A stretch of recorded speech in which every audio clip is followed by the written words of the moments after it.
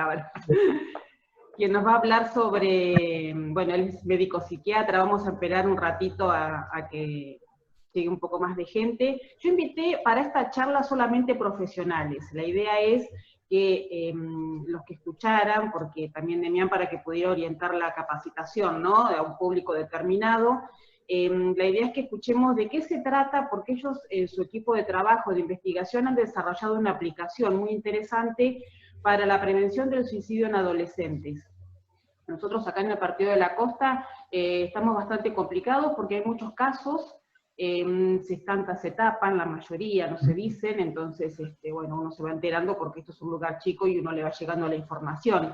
Pero el Partido de la Costa, la característica que tiene es que es un lugar chico, los adolescentes o los jóvenes si quieren hacer alguna actividad, están muy limitados. Acá tienen que viajar, tienen que irse, si quieren estudiar alguna carrera, por lo general emigran. Y los que se quedan, digamos que tienen bastantes limitaciones en poder desarrollar actividades. Así que, bueno, también hay múltiples problemas, ¿no? Familiares, de drogas, de un montón de cosas que influyen, y eso, bueno, es multicausal, ya ustedes lo saben mejor que yo a eso. Así que, bueno, la idea era conectar con profesionales para difundir un poco esto, y bueno, que se conozca. Yo me enteré de la aplicación buscando. Se lo pasé en el grupo donde estoy del CAS, y se lo pasé también al grupo donde estoy de salud mental, viste que está la doctora Altavilla, que es salud mental de Nación. Lo pasé a todo ello. Así que bueno, yo soy docente, me especialista en educación, y bueno, me preocupa mucho todo lo que sea de la violencia, ¿no?, en la niñez. Entonces, yo, digamos, me capacito todo lo que sea maltrato infantil, porque pienso que desde ahí tendremos que apuntar a trabajar el tema de la violencia familiar, el tema de la violencia institucional. Creo que todos tenemos que trabajar en red y en forma articulada para poder prevenir esto. Y no le digo después de la pospandemia lo que se va a venir dentro de unos años. Estuve leyendo mucho en el tema de otros países, ¿no?, con el tema de que ellos ya han tenido otra pandemia y que, bueno, los resultados van a ser difíciles. Por eso tenemos que estar preparados nosotros, ¿no? Pero bueno, ahí el doctor, que tiene más conocimiento en todo esto, te puede decir que cuesta un montón, ¿no?, la gente hablar de este tema. Nosotros acá en Campana hemos tenido muchos casos de suicidio, y yo veo que no, y además cuando uno sale a hablar es como que no le gusta, que como que uno se pone en contra del gobierno local, y no es así. Falta trabajar mucho el tema de la difusión y de la prevención. Pero bueno. Sí, hace poquito, más charla, digamos, de pasillo, ¿no? Hace 2 semanas se hizo un congreso, 2 congresos en realidad, en Colombia y, bueno, hace más unos meses en Guatemala, y tuve la oportunidad de hablar, digamos, o discutir un poco con expertos también en suicidio de otros países, pero de nuestra región, ¿no? Digamos, Latinoamérica y el Caribe. Y es como una figurita repetida este problema. Ellos nos tenían como referentes a nosotros porque tenemos una ley nacional de prevención del suicidio, ¿no? Entonces, nos preguntaban, bueno, qué cosas se habían hecho y demás, y están trabajando, pero es todo a pulmón también, como acá, y el problema de que no se hable del tema es también figurita repetida, es uno de los mayores obstáculos que tenemos. Te doy un ejemplo, Rita. Rita es tu nombre, ¿no? Sí. Sí. Hace poquito, por un contacto, digamos, tuve la posibilidad de, el jueves 10 de septiembre fue el Día Internacional de Prevención del Suicidio, y hablé con la gente de Telefe y de América Noticias, ¿no? América TV. Los de América TV me pidieron que haga un video, ¿no? Para que llegue a jóvenes, a familiares de adolescentes y demás. Entonces lo hicieron tipo selfie, ¿viste? En redes sociales, Facebook.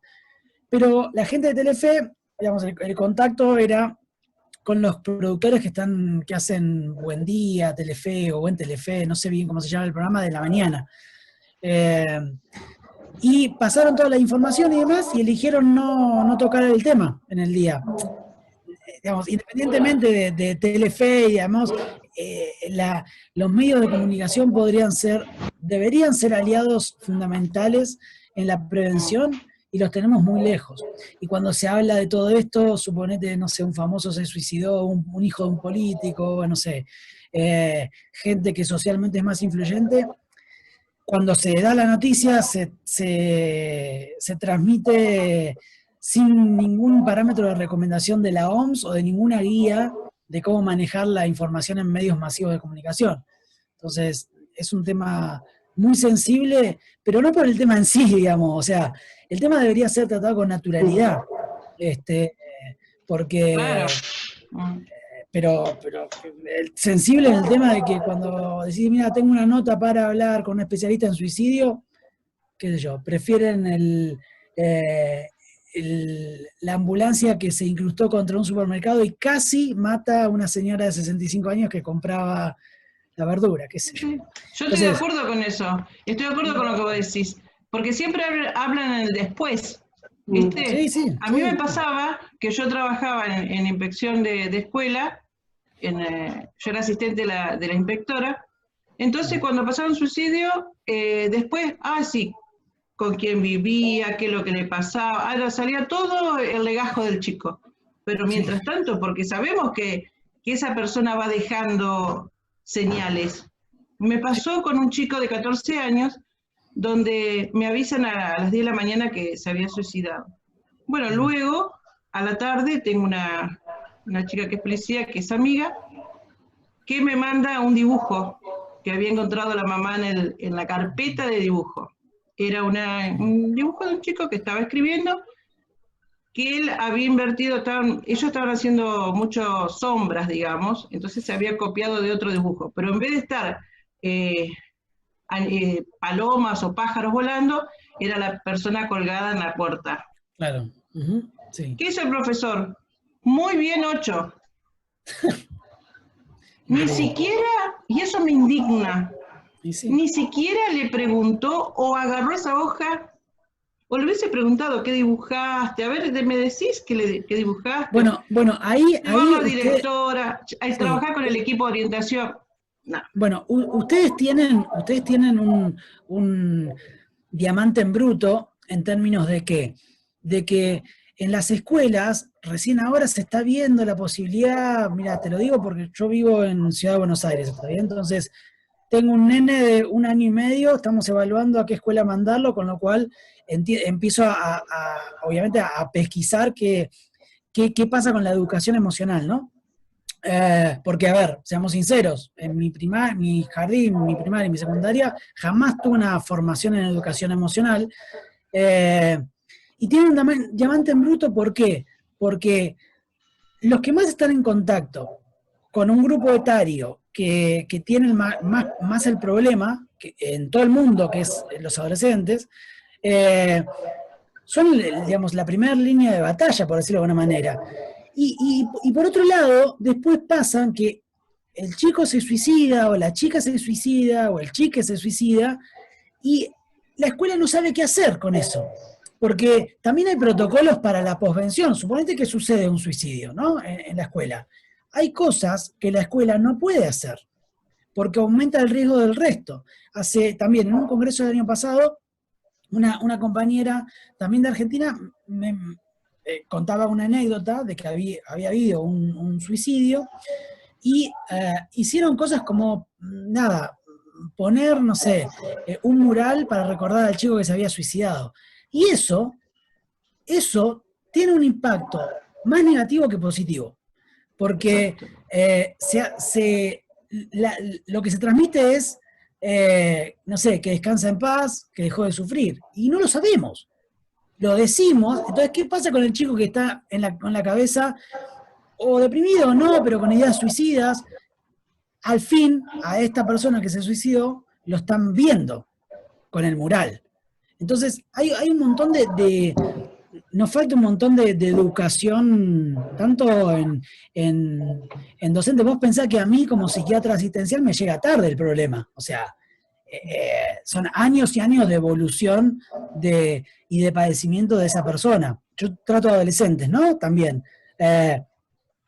No es que ayer empezaron a pensar en matarse. Esto viene desde la pubertad, un poquito antes. La primera vez que pensaron en la idea de suicidarse tenían 8 años, 5.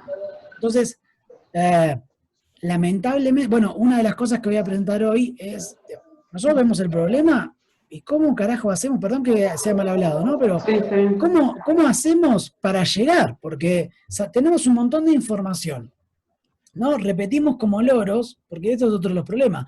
Las personas que tienen contactos y llegan a hablar del problema en medios masivos de comunicación, dice cosas que no sirven. Ninguno de los profesionales que está formado en suicidio o que dice estar formado en suicidio le habla a un familiar de qué hacer cuando un familiar o un ser querido tiene indicios o dice que estaría mejor el mundo sin él. Nadie dice eso. Si yo te voy a preguntar a cada uno así por separado, hacer como una muestra totalmente aleatoria, nadie lo tiene muy claro. De hecho, somos todos bien intencionados, eso es real. Pero de la buena intención no están las herramientas que sirven para atajar un problema. Esto lo sabemos, ¿no? Vos sabés que una preceptora el año pasado me decía que su alumno se suicidó, ¿no? Y cuando volvieron, porque al otro día no hay clase porque, bueno, es el día que se le da, ¿no? Y cuando volvieron, ella dice que se sentía tan mal de ver ese banco vacío, la preceptora. Cuando viene el equipo de orientación que va a hablar con los chicos, ¿qué le dice? Que ella se tiene que ir, que ellos se quedan con la chica. Vos fíjate, cuando también el preceptor, los profesores, todos necesitan hablar del tema. Entonces, bueno, ahí necesitamos, te voy a dejar así, arrancamos, dale. Porque sí, necesitamos, Demián, es abrir cabezas, pero entiendo. Cuesta un montón. Yo lo sé, bueno, Mónica sabe, yo estoy súper disponible para, no solamente para charlas y demás, pero si hay algún tema que me competa, yo trabajo en suicidio, yo siempre estoy bien dispuesto, incluso para orientar a docentes a saber qué hacer y ese tipo de cosas. Así, bueno, pueden contar conmigo. Sí, buenísimo. Creo que podemos hacer algo. Buenísimo. Aunque sea poco. No. Mónica, vos me dirás. Dale, arrancamos cuando quieras, porque ahí me mandaron mensajes que van a estar entrando, algunos en un ratito, ya he empezado, así que empezamos. Bien. Bueno, ¿cuánto tiempo tenemos más o menos, me decís? Sí, el tiempo que te lleve, no hay problema. Yo había calculado 1 hora y media la charla completa, pero manejalo vos. Ok. Bueno, a ver, voy a compartir pantalla. Me tenés que habilitar a compartir pantalla, please. Es verdad. A ver. Lo que te voy a pedir es que si ves gente que quiere entrar, me la aceptes. Sí, obvio, no hay problema. Claro, buenísimo. Estoy acostumbrado ya a esta altura del Zoom. Avísame, ¿eh? ¿Ya está? Dale, sí, ya está, sí. Bien, ok, bueno. Decime si se ve, please. Sí. ¿La presentación? Sí, se ve perfecto. Okay. Bueno, los logos, bueno, mi nombre es Demián Rodante, yo soy médico psiquiatra, ahí está todo mi currículum, no es relevante, digamos, básicamente desde el 2012 que estoy en instituciones, tanto haciendo investigación como asistencial de personas que tienen ideas de suicidio o intentos de suicidio, independientemente del diagnóstico. Independientemente del grupo etario, excepto niños, o sea, desde 12, 13 años en adelante, son las edades de las personas a las que atiendo. Y estoy formado en investigación y, digamos, todo lo que hice hasta ahora de investigación está relacionado con el campo del suicidio, de la suicidología, y por suerte estoy en un grupo de investigación que estamos publicando a nivel internacional, así que ya desde hace varios años. Esto no es para hacer autobombo, sino que es necesario para que se visibilice el trabajo que uno tiene. Muchas veces lo que está publicado en determinadas regiones del mundo es muy... hay criterios muy estrictos, con lo cual eso habla de la calidad metodológica, que en nuestro país se pueden hacer ese tipo de cosas, digamos, eso es como algo esperanzador. Arriba están los logos de las instituciones a las cuales pertenezco, o sea, la Universidad de Buenos Aires, la Facultad de Medicina, dentro de la Facultad de Medicina, el Instituto de Farmacología, ahí hago investigación, y la Fundación Foro, que es una fundación de ámbito privado que tiene básicamente un equipo, el más representativo, es el que hace un tipo de terapia que se llama DBT, o sea, las siglas son DBT, digamos, la terapia se llama terapia dialéctico-comportamental, que es el programa de psicoterapia que más evidencia tiene científica, siempre parado desde el paradigma de la medicina, o la práctica, mejor dicho, basada en la evidencia, obviamente, en reducir el riesgo de suicidio independientemente del diagnóstico. Entonces, básicamente está focalizado en esto. Estos son mis contactos. Bueno, vos los tenés, así que lo podés pasar. Sí, no hay ningún problema, me pueden escribir y todo, no hay drama. Esto también, Mónica, te puedo pasar si no tienen acceso. Nosotros desarrollamos una aplicación, ¿sí? Ahora vamos a ver por qué la desarrollamos, pero la estructura de la aplicación está bien detallada en un artículo que publicamos a nivel nacional, que se los puedo pasar para que lo lean tranquilos, está bien, que salió en el 2018, con lo cual piensen en el tiempo que llevamos trabajando en esto. O sea, las primeras ideas surgieron entre el 2015 y el 2016, ¿no? Entonces, Calma, que así se llama la aplicación, lleva mucho tiempo de estructuración, digamos, y de diseño. Entonces, haceme acordar, Mónica, que te pase este artículo si es que no lo tenés. Bien. Así se lo sí, tengo el abstract nada más, pero el artículo completo, perfecto. El paper completo no. Te lo paso. Bueno, esto, no, digamos, ustedes ya por algo están acá.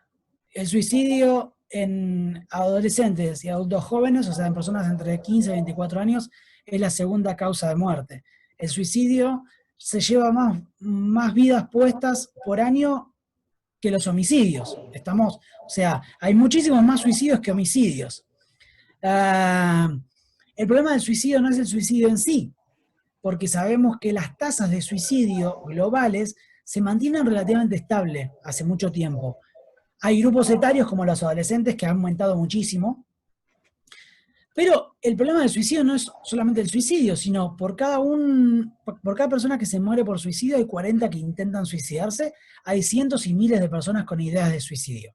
Hasta 2.000 adolescentes con ideas de suicidio por cada adolescente que se suicida.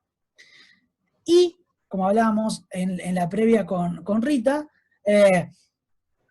hasta 500 millones de personas en el mundo se ven afectadas por los suicidios en el mundo. Esto es, o mismas conductas suicidas de las personas allegadas, familiares, preceptores, compañeros de colegio, trastorno por abuso de sustancias, ansiedad, depresión, duelo patológico. Lo que quiero que se entienda es que el problema del suicidio es una ola expansiva.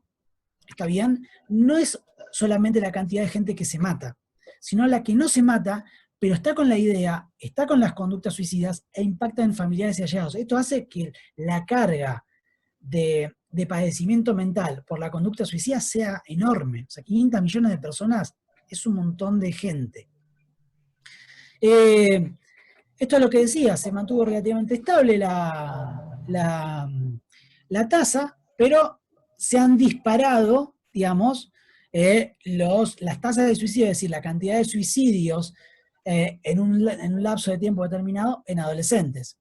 Para que se den una idea, nuestra tasa de suicidio en Argentina está cerca de 7,4 personas cada 100.000 habitantes se suicidan, ¿no?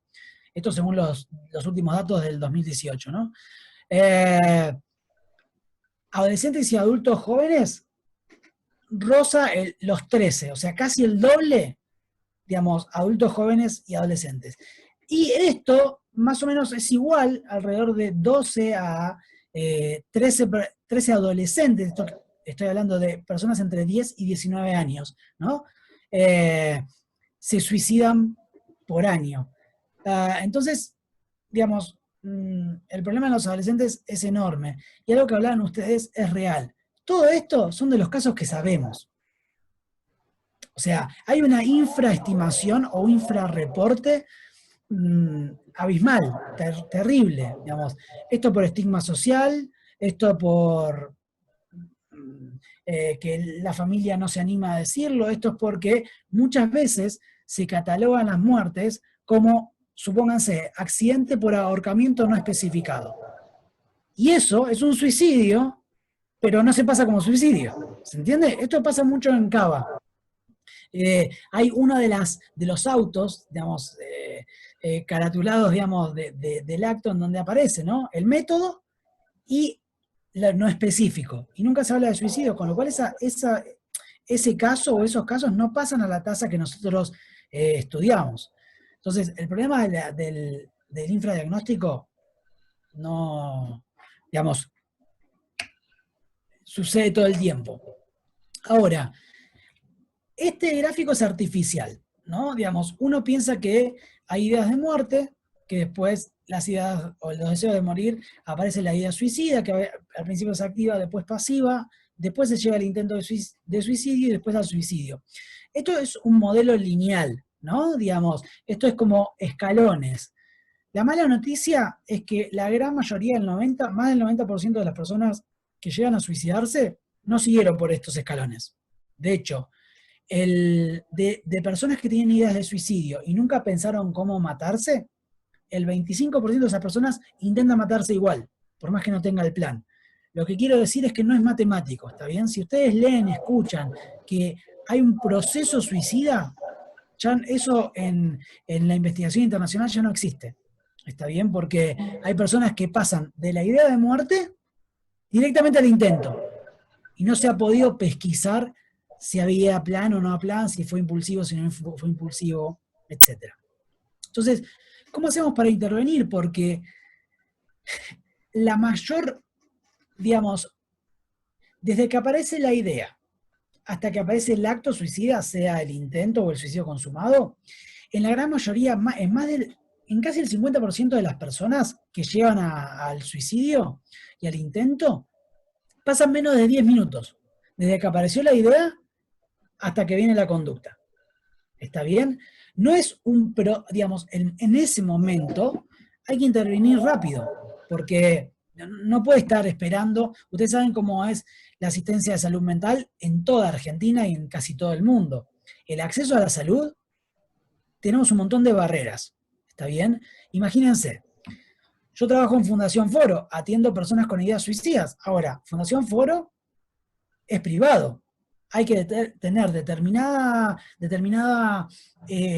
posición económica para poder pagar un tratamiento complejo. Ahora, supónganse que yo tengo ideas suicidas y voy a una guardia, como las personas, digamos, que están atendiendo en la guardia, muy probablemente no tengan formación en el manejo de la conducta suicida, una de las principales cosas que aparezca es lo interno o no lo interno, lo medico o no lo medico. Y créanme, ninguna medicación y ninguna intervención de hospitalización salva vidas. Si bien es verdad que hay medicaciones que para determinados trastornos trata la depresión, entonces después es posible que la idea suicida baje, no siempre es así. Entonces, al pedido, digamos, de esta charla, esto de abrir un poco la cabeza, si vamos a pensar de forma matemática el suicidio, la vamos a estar pifiando un montón. Vamos a cometer un montón de errores, vamos a internar muchas personas que no tienen tanto riesgo, vamos a dejar ir a otras que tienen alto riesgo, y sobre todo, miren que yo soy psiquiatra, se van a llevar puestos un montón de planes psicofarmacológicos que no van a hacer nada, excepto empeorar muy probablemente la calidad de vida de esa persona.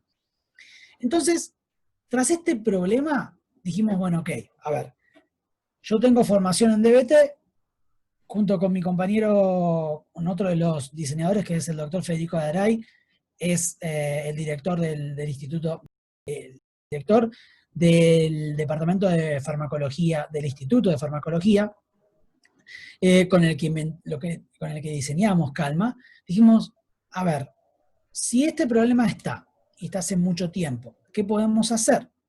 Entonces lo que dijimos fue, a ver, tiene que haber una forma de que lo que nosotros sabemos que funciona llegue de una forma rápida, ¿está bien? Y de forma universal. Porque la persona que está en un pueblito lejos, ¿está bien? Y tiene que viajar, como decían antes, para atenderse un montón de kilómetros, ¿está bien? Desde que apareció el problema hasta que llegaron, pasó un montón de tiempo. Un montón de tiempo en donde debería haber estado la intervención rápida. La realidad es que si la gran mayoría de los intentos de suicidio suceden en los primeros 10 minutos desde que aparece la idea, necesitamos algo rápido. No podemos esperar 3 horas hasta que llegue a alguien con atención y que esa persona sepa qué hacer. Entonces, digamos, un poco lo que dijimos es, a ver, el nivel de penetrancia que tienen los celulares, los smartphones, en Argentina es muy alta. Digamos, de acuerdo a la data que tenemos, casi no hay adolescente que no tenga un smartphone. ¿Está bien? Viejo, nuevo, con muchas aplicaciones, con pocas aplicaciones, digamos, hay un alto porcentaje. Ustedes lo sabrán por redes sociales, digamos, ¿no? Instagram, Facebook, digamos, el celular está. Entonces, dijimos, bueno, a ver, necesitamos hacer una aplicación que sea interactiva, obviamente que esté en español, ¿no? Que sea interactiva con el usuario, con el que usa el celular, y que tenga herramientas que tienen evidencia de que funcionan. A ver, acá no viene Demian a opinar qué sirve y qué no sirve, ¿no? Acá hay un modelo de intervención. Se probó científicamente de que esto redujo el riesgo de suicidio. Entonces, esas son las estrategias que uno toma para armar Calma, ¿no? No lo que me dijo mi profesor en el primer año que creía que reducía el riesgo de suicidio. Entonces, con Federico Daray y Ramiro Olivera, que es el que, de hecho, ahora ya no, pero en su momento era estudiante, ¿no? de informática, de tecnología en realidad, diseñamos esta aplicación, ¿no? Digamos, y les voy a contar un poco, la intención de la charla era presentárselas. Sepan que está tanto para las tiendas de Google Play, o sea, alguien que tiene Android lo puede, o Samsung o lo que fuera, la puede bajar, y también para Apple, así que uno puede tener un iPhone o un Samsung y lo puede bajar sin problemas. Respecto a la aplicación, Calma tiene 2 modos, básicamente. Un modo que es fuera de crisis y otro para asistir en crisis. Tan simple como eso. Vamos a repasar un poquito lo que es el modo fuera de crisis. Y tiene 4 solapitas o 4 secciones, digamos, o 4 subítems. Momentos, agenda, ajustes y tips, que nosotros le pusimos tips porque es más, llega más al adolescente o al adulto joven, pero básicamente es material psicoeducativo. Esto es, digamos, ahora vamos a ver de qué se trata, pero esto es cómo hablar con el usuario de por qué esta aplicación puede llegar a servir o el porqué de los problemas emocionales, ¿no? Entonces, este es el screenshot de lo que sería la aplicación de Calma, ¿no? Uno cuando entra va a ver estas solapas, donde están los 4 ítems del modo fuera de crisis: momentos, agenda, perfil y tips. Y siempre va a aparecer en todos los screens de la aplicación el botón de necesito ayuda. ¿Está bien? Los colores que tiene Calma están pensados.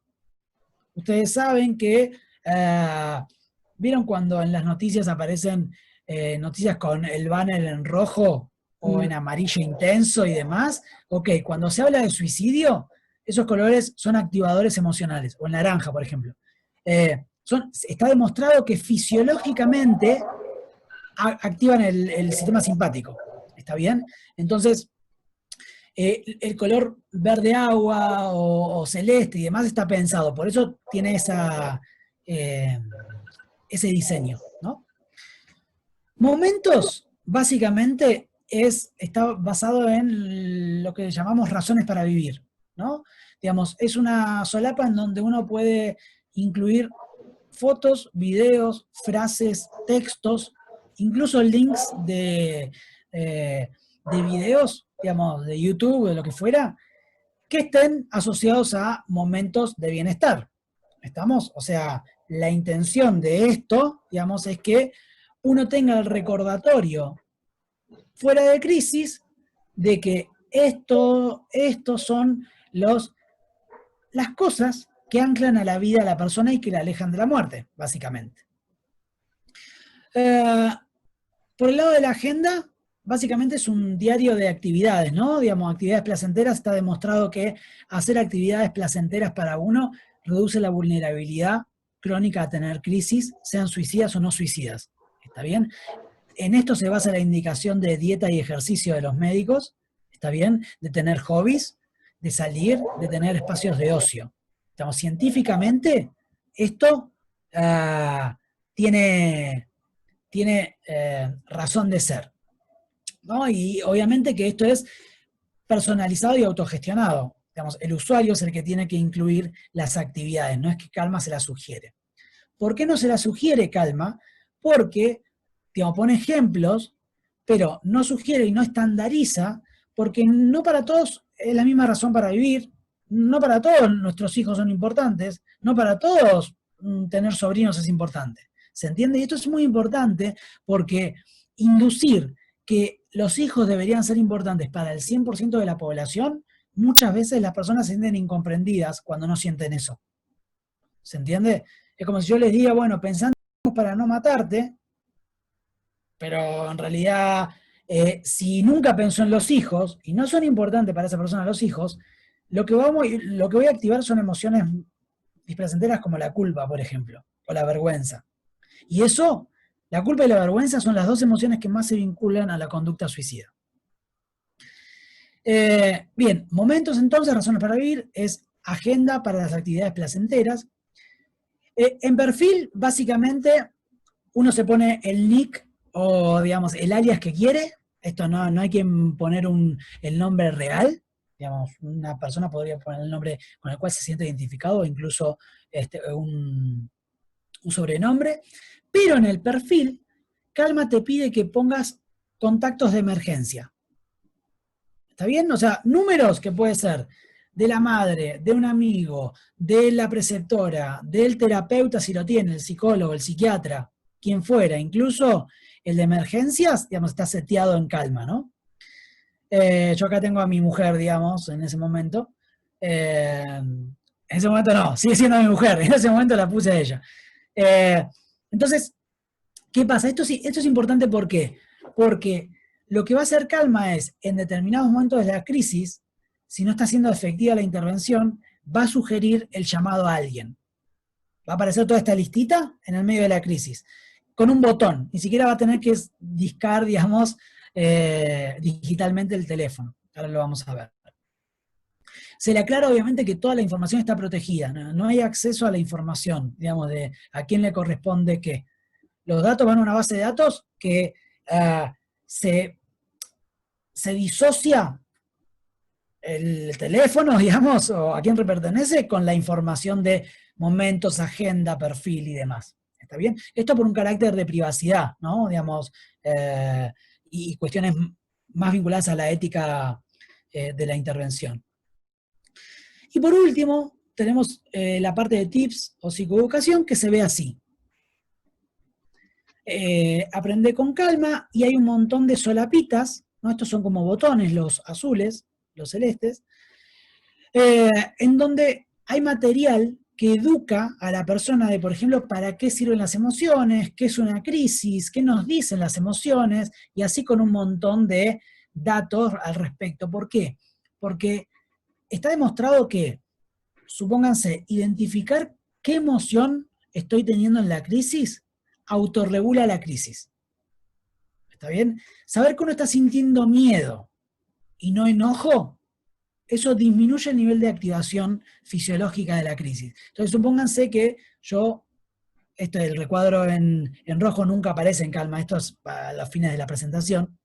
Supónganse que aprieto el botón de qué es una crisis y me aparece la descripción, ¿está bien?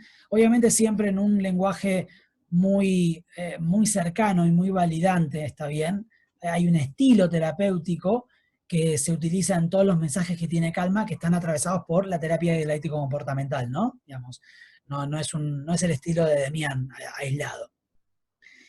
Y una de las cosas, que creo que es una de las cosas más interesantes que tiene calma, es que hay un modo que es el de notificaciones. ¿Está bien? Calma manda notificaciones recordando que habría que llenar momentos, que habría que revisar la agenda, e incluso con material de psicoeducación. Entonces, notificaciones como estas, ¿no? Aparece ahí, como si fuera alguna otra notificación de Snapchat, de una aplicación de deportes, de lo que fuera, aparece material psicoeducativo y también recordatorios de que hay que llenar o hay que actualizar la sección de momentos, por ejemplo. Ahora, esto es todo fuera de crisis. Muchas aplicaciones tienen el modo fuera de crisis, ¿está bien? Todo esto. ¿Cómo es el modo necesito ayuda, que es lo novedoso? Una de las cosas novedosas de Calma. Uno cuando aprieta el botón, que recuerden, está en todos los screens, digamos, de Calma, cuando está la aplicación en la pantalla principal. El modo necesito ayuda, entonces, uno cuando aprieta el modo de necesito ayuda, aparece un termómetro y emoticones o emojis que representan distintas emociones. Aparecen muchas más ahora, tenemos un montón más, ¿no? Este screenshot es viejo. Hay 8 emociones, se agregan asco, se agrega enojo, miedo, vergüenza, tristeza, están. Entonces, lo que le pide al usuario es elegir qué emoción es la que más condice o más cree esa persona que está sintiendo en ese momento y setear de alguna manera el nivel en un termómetro, ¿no? Imaginario, el nivel de malestar o el nivel de intensidad emocional. Ahora, está visto que si yo directamente le digo a la persona que está sintiendo una crisis emocional que vaya a hacer alguna estrategia para distraerse, muchas veces las personas que sienten eso se sienten invalidadas. ¿Qué quiere decir esto? No comprendidas. ¿Está bien? Porque todas las crisis emocionales tienen atrás de esa crisis emocional un problema que no está pudiendo ser resuelto. El que fuera, no importa, digamos, cuál fuera.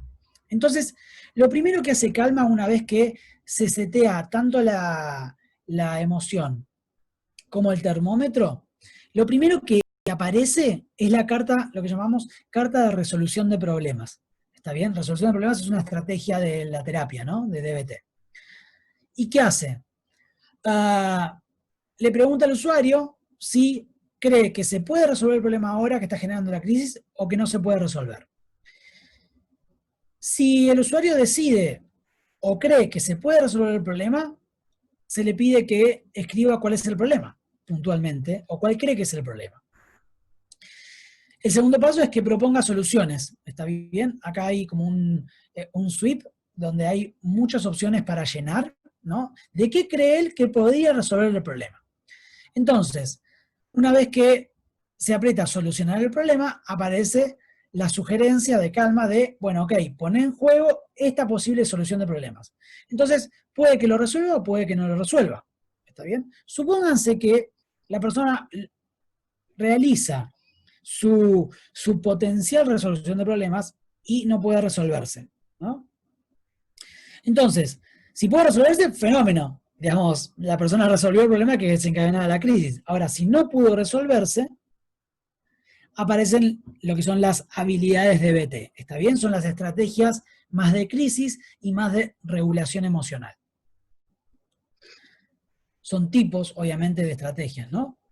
Entonces, dentro de todas las estrategias, todas las habilidades se llama, que tiene la terapia DBT para regular emociones, para conectarse más con emociones y para tolerar el malestar, las juntamos en las cartas de habilidades, las llamamos así. Entonces, ¿qué pasa? No se pudo resolver el problema. Ok, seteo la emoción, acá están todas las emociones, ¿no? Digamos que habitualmente son las que tienen connotación displacentera, ¿no? Porque habitualmente el problema son las crisis displacenteras. Entonces la persona pone qué emoción, hay un termómetro, se puede, una vez que setea la emoción y setea el termómetro, puede tocar el botón de pasar tarjeta o incluso corriendo el celu, ¿no? Corriendo la pantalla, digamos como un sweep, también se pasa al otro screen. Y acá lo que aparecen son estrategias de regulación emocional. Hay un título de cada estrategia, estos son ejemplos. Hay una explicación de por qué esa estrategia podría funcionar, ¿no? En este caso, sostener hielos en la palma de las manos ayuda a reducir la intensidad de la emoción que estás sintiendo. Hay un gráfico, un dibujo de orientador, digamos, de cómo se hace, y la indicación, ¿no? Escrita. Muchas de las tarjetas tienen audio, en donde hay un terapeuta especializado en DBT que lo que hace es básicamente indicar o coachear, digamos, de cómo se hace la habilidad, pero en audio. Hay personas que en crisis pueden leer tranquilamente y llevar a cabo la habilidad, y hay otras que no. En crisis no pueden concentrarse para leer y les es más fácil escucharlo. ¿Está bien?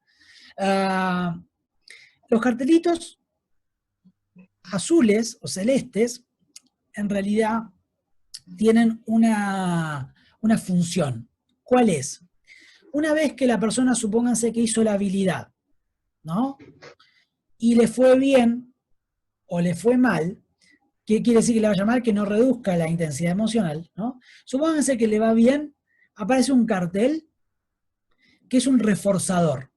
Es decir, refuerza, ¿no? De alguna manera, felicita, por decirlo de alguna manera, a la persona que realizó la habilidad porque la conducta, la intensidad emocional bajó. Esto está demostrado por el tipo de terapia que tiene evidencia, de que cada vez que hay un comportamiento que es más adaptativo que el suicidio, como por ejemplo hacer esto, tiene que ser reforzado después de eso. ¿Está bien? Hay que reforzar a las personas que en crisis o con ideación suicida eligen algo que no es el suicidio. Usar calma es hacer algo que no elige el suicidio. ¿Se entiende? Entonces necesitamos reforzar cuando las conductas son asertivas, o sea, son conductas que queremos que la persona empiece a incorporar.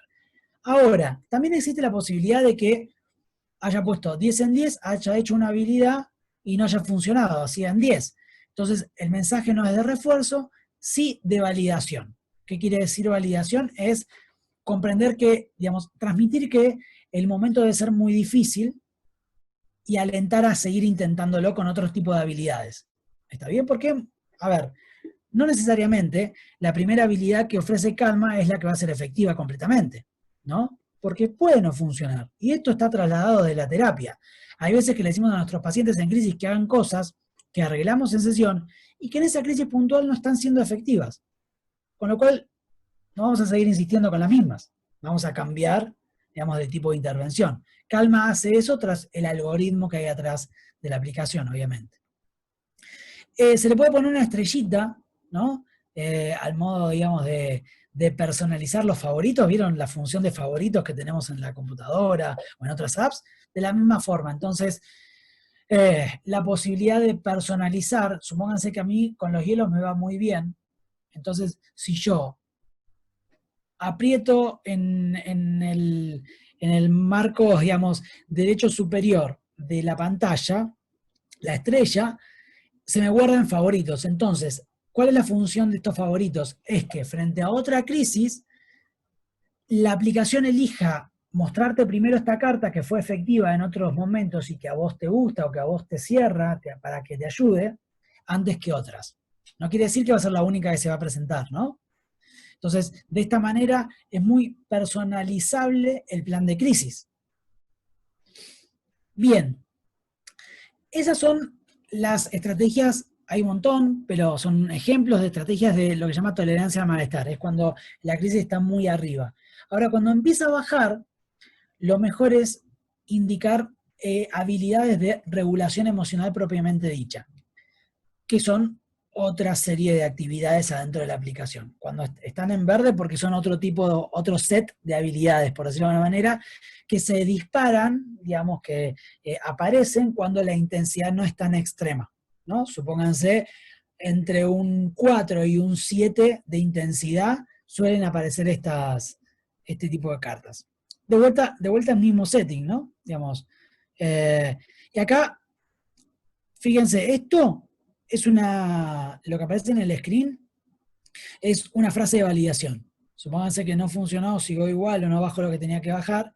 Es doloroso, pero la buena noticia es que no dura para siempre. Hay una serie de frases que están, obviamente, supervisadas por especialistas en DBT, que esto es una de las cosas piolas que tiene Calma, que un grupo de expertos en DBT revisó toda la aplicación para que tengan, obviamente, consonancia con el modelo, ¿no?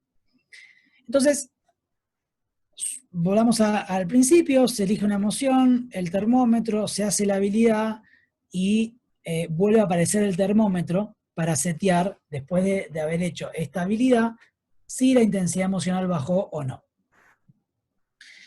Ahora, hay muchas personas que o dicen, no sé qué emoción estoy sintiendo en esta crisis, o dice, me parece que ninguna de estas emociones coincide con lo que yo estoy sintiendo en este momento. Entonces, el botón que aparece, con la posibilidad del usuario, puede cliquear que no reconoce la emoción. ¿Qué pasa si no reconoce la emoción? Lo que se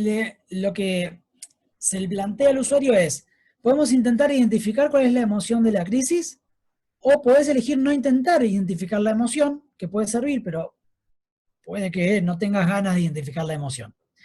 Si la persona quiere identificar la emoción, empiezan a aparecer una serie de impulsos, ¿no? Digamos, ¿qué sentís ganas de hacer? Y está la descripción del impulso o lo que lleva a hacer determinada emoción, ¿no? Nunca aparece impulso suicida ni nada de eso, ¿está bien? Entonces, la aplicación está cuidada en ese sentido. Supónganse el impulso de las ganas de no hacer nada, estar quieto, quedarme en la cama sin energía. Entonces, si elige esa opción, pone a identificar la emoción y Calma le explica, le dice que es probable que lo que esté sintiendo es tristeza, le explica por qué y lo lleva a medir la emoción. Si la persona dice, no, bueno, esto no coincide con lo que siento, puede volver a intentar identificar la emoción. Entonces, supónganse que, ok, esto es tristeza lo que estoy sintiendo, se termina eligiendo el emoji de tristeza. Acá me gustaría decirles que si no quiere intentarlo ahora, digamos, el usuario va directamente a las habilidades, ¿está bien? Sin haber necesariamente tenido que identificar la emoción. Lo que quiero decir es que no es un paso obligatorio que la persona identifique la emoción sí o sí. ¿Está bien? Puede usar Calma igual. Obviamente que si tenemos mucha información de cuál es la emoción que está en esa crisis, el algoritmo va a ofrecerle estrategias que tienen más evidencia que regulan esa emoción puntual. ¿Estamos? Para eso sirve. Entonces, acá hay un algoritmo muy chiquito, pero para que ustedes entiendan y volverlos como a poner en el contexto. La persona que necesita ayuda, identifica la emoción, pone el termómetro del 1 al 10, realiza la habilidad, vuelve a poner el termómetro. Acá hay 4 opciones, ¿no? Que el termómetro marque 0 o 1, digamos, de acuerdo al screen que le toque. Entonces, esto significa que se acabó la crisis, con lo cual se sale del modo de ayuda, ¿está bien? Y vuelve al modo fuera de crisis.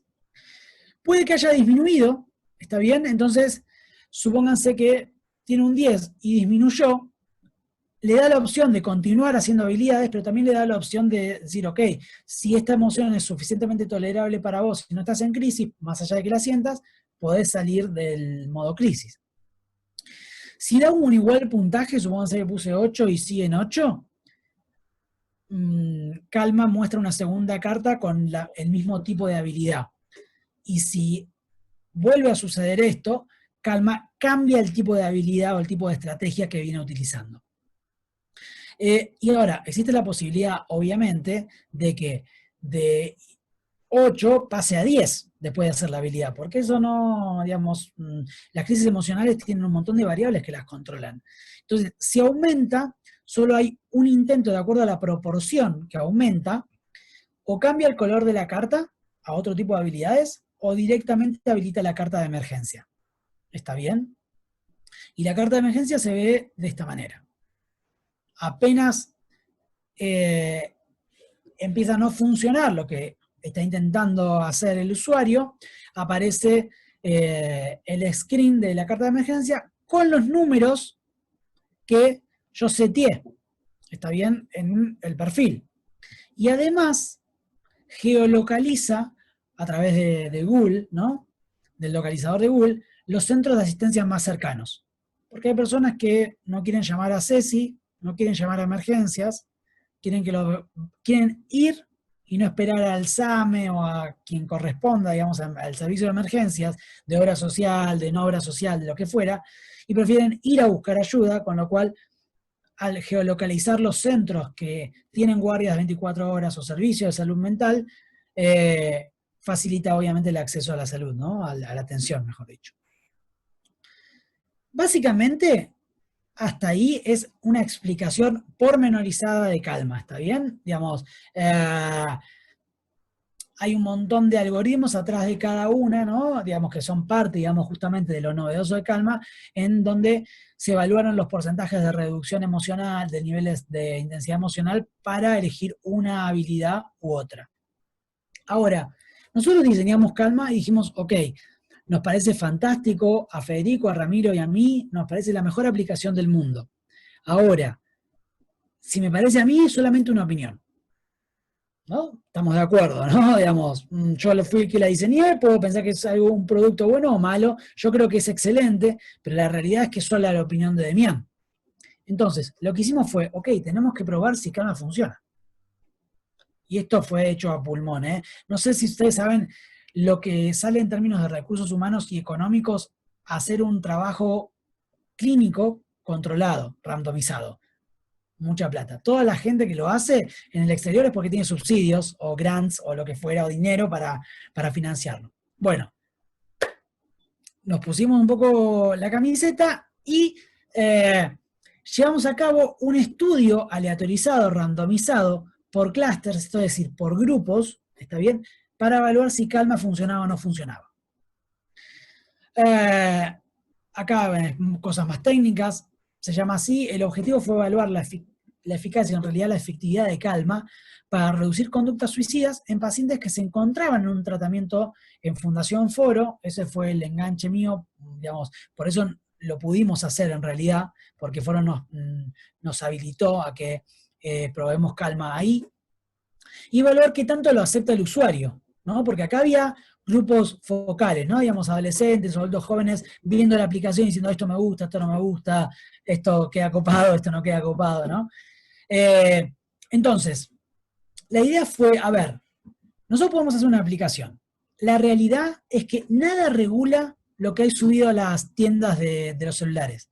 No hay ninguna entidad, excepto Google o Apple, que habilitan o no la aparición de una aplicación. Con lo cual, hoy ustedes podrían no dormir, hacer una aplicación, subirla, y si Google o Apple lo autorizan, está disponible para todo el mundo. Entonces, uno de los principales principios que uno estudia en medicina y en atención es, lo primero es no dañar. Entonces, ¿qué pasa si teníamos algo que estaba agravando el problema? ¿No? Puede estar muy bonito Calma y sonar súper seductor, pero ¿qué pasaba si en realidad estaba aumentando las conductas suicidas? Entonces, lo que dijimos es, ok, lo tenemos que testear. porque si no testeamos, son todas opiniones nada más. Son valiosas y todo lo que quieran, pero la realidad es que no había sustento científico. Ustedes saben que es verdad que tenemos un montón de problemas en Argentina, ¿no? Pero técnicamente las decisiones en salud son porque hay evidencia de que funcionan, si no, no se hacen, ¿no? Técnicamente digo, hay un montón de...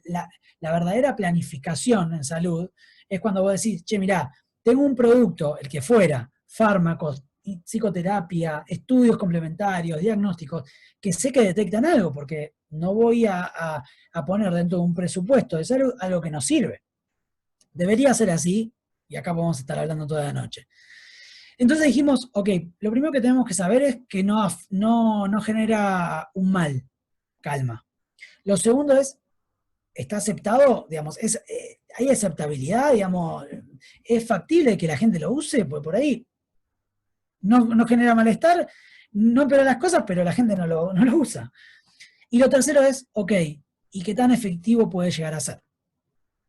Entonces, rápidamente, esto fue un estudio pragmático. ¿Qué quiere decir? Es que había pacientes ya en tratamiento, decidimos hacerlo en un setting cuidado, es decir, personas que estaban en contacto con salud mental, ¿no? Ya estaban con su psiquiatra con su psicólogo y o psiquiatra.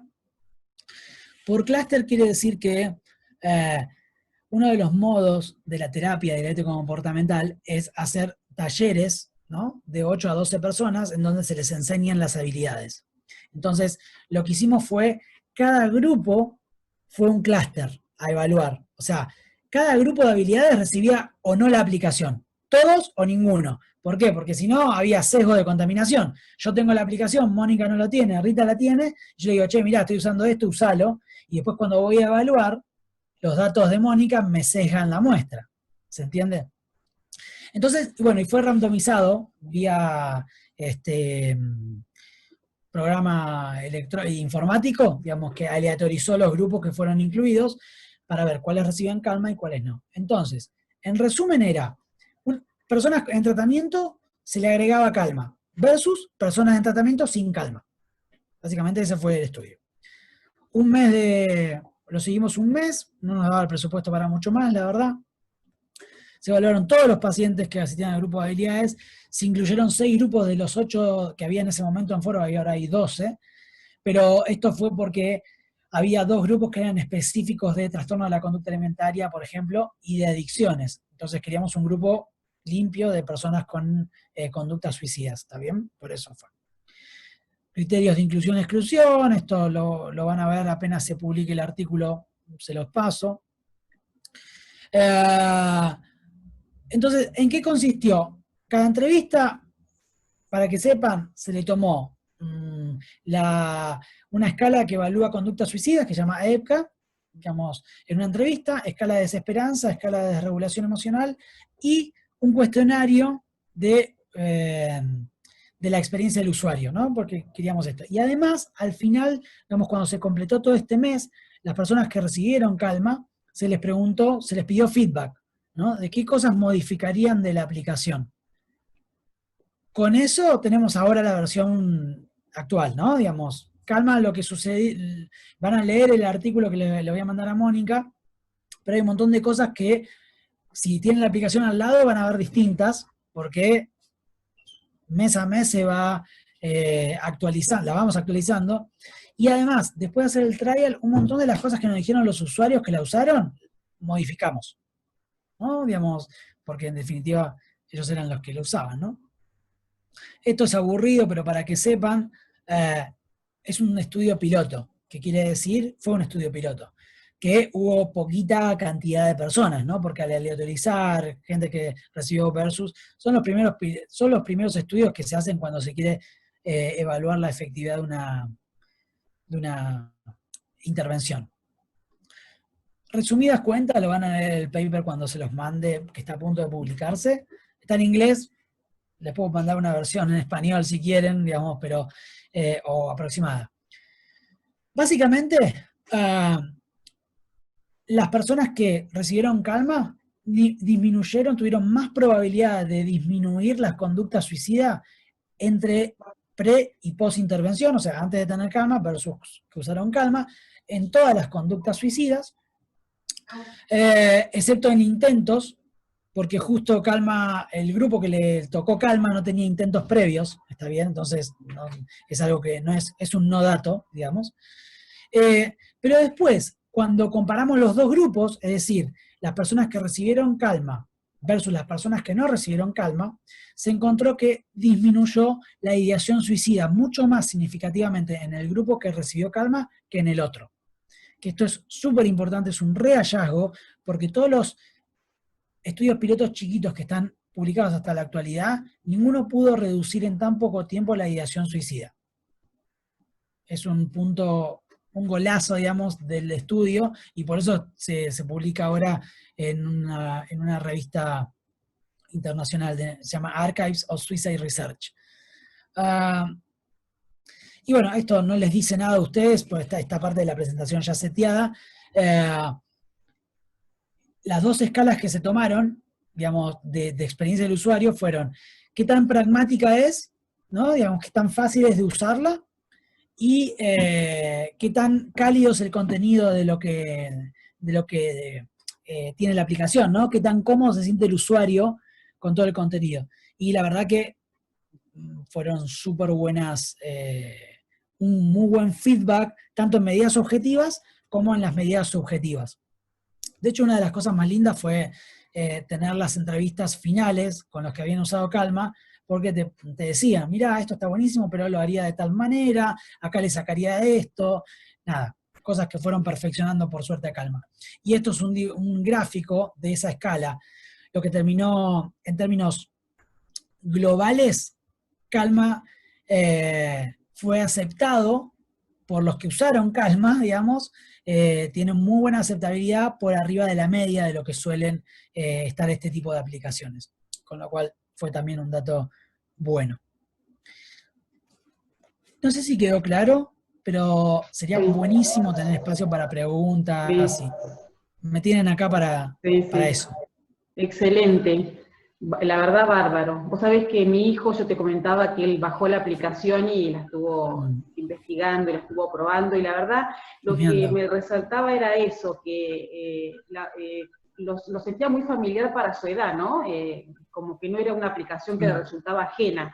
Creo que es algo bastante difícil de conseguir, lograr llegar a ese público adolescente y no generar rechazo, porque hay que pensar muy bien qué es cómo se quiere a través de la tecnología llegar. Porque ellos tienen su propio lenguaje, sus propios modos, así que bueno, eso fue lo que más me llamó la atención. Yo te comentaba que bueno, venía buscando hace rato algún tipo de aplicación que ayudara en estos temas. Y me había encontrado una a nivel internacional, pero bueno, no se adaptaba a la población nuestra. Así que la verdad la tuya fue un hallazgo, por eso me alegré, dije, bueno que estos desarrollos se hagan acá en Argentina. Quiero darle la bienvenida a María Fernanda. Ella es presidente del Centro de Asistencia al Suicida, está acá con nosotros. Así que, ¿qué tal, María Fernanda? Hola, María Fernanda, ¿cómo te va? Me interesaba mucho que ella te escuchara, porque bueno, es experta en esto, ¿no? Y digamos que su vida la dedica a esto, así que está buenísimo. Y bueno, y Diego, que es psiquiatra. Sí. No, que conozco la aplicación desde hace un tiempo, inclusive te escuché en un congreso en Jujuy. No sé si a vos sí, claro. o a alguien más. Sí, a mí me tocó ir a Jujuy. Sí, claro. Me acuerdo. Fue difícil porque justo, o sea, viajé por 2 días y tenía una fiebre que volaba. No, fue terrible. Pero nada, salió lindo. Bueno, sí, haber dicho lo mismo. Qué bueno. Bueno, y Diego, que es psiquiatra, que también nos está acompañando. Sí. Diego, que es psiquiatra, y Karina, que es psicóloga. Hola, Diego, ¿cómo estás?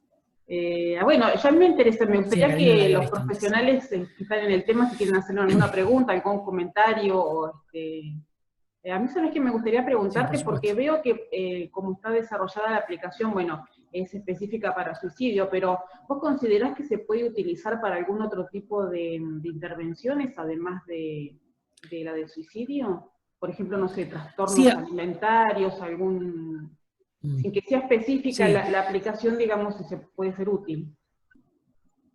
Entiendo la pregunta. A ver,